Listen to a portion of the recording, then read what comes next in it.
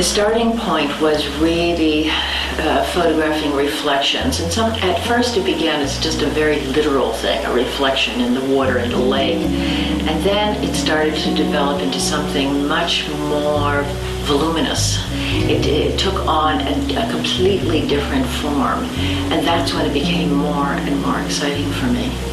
At this point, it's an intuitive process, and I'm looking obviously for certain elements. I'm looking at structure, I'm looking at composition, I'm looking at color, I'm looking at texture, form, all the elements that one looks for in a painting. I have to photograph very quickly. I'll take 3, maximum maybe 30 images, and then by that point, to be sure, the imagery has died. It doesn't have the freshness that when I first see it, and see something that's emerging in a reflection that is so fascinating.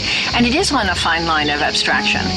And I find a lot of those forms as I travel because they are the most foreign to me, and they're the most mysterious and most interesting.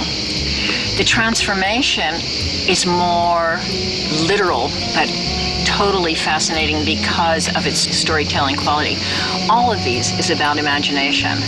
And one learns in the abstraction, and that is, the freedom from representational qualities. And one body of my work is about abstraction because I have always loved abstract painting. It is something that transcends my inner being. People say, "Oh, I can't believe this is a photograph. It looks like a painting." And that pleases me because I like that crossover between two disciplines.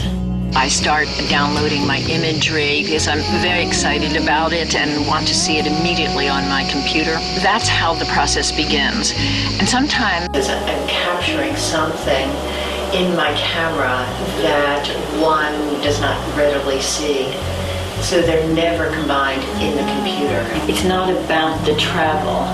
It is an abstraction of the place that we bring back here to our home in Italy and then start working with those images. I'm so pleasantly surprised that they've evolved into something that I almost didn't realize when I was photographing, and I start putting them together and combining them then with other images.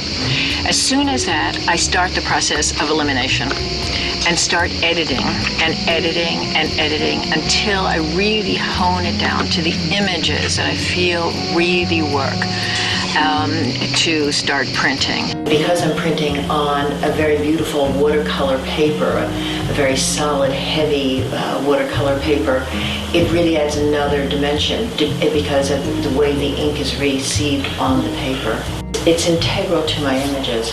Because I do everything in modules, I'd like to look at my work as groupings of 2, 3, even up to 9.